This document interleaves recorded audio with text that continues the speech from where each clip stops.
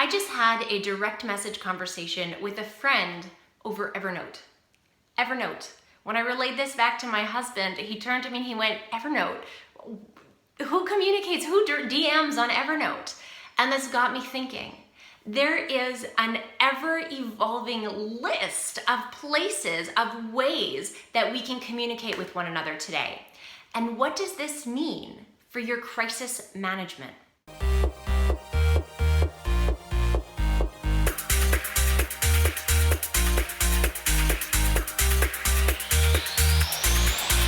Hey everybody, Melissa Agnes here, and I'm here with today's episode of the Crisis Ready video series, where I aim to help you implement a crisis ready culture, one tip, strategy, or case study at a time.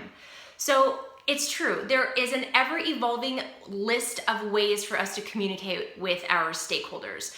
And all of the existing platforms and technologies and social media platforms are also ever-evolving and presenting new functions and ways to execute our communications. So how does this apply to your crisis management?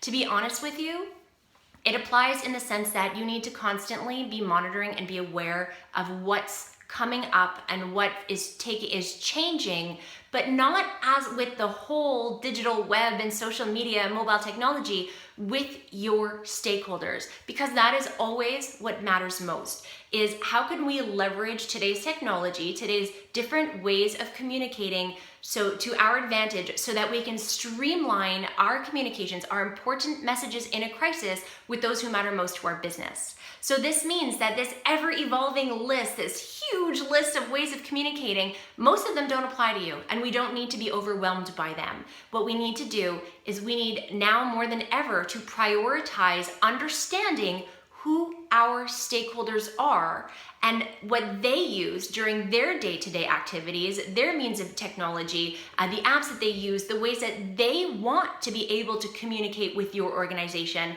and to understand that so that then you can then incorporate that into your crisis preparedness program and leverage those direct means of communications to your advantage in a crisis.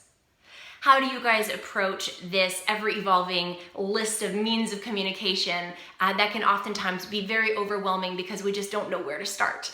I always want to hear from you, so as always, either comment below this video or take to Twitter using the hashtag CrisisReady, and I can't wait to continue this conversation.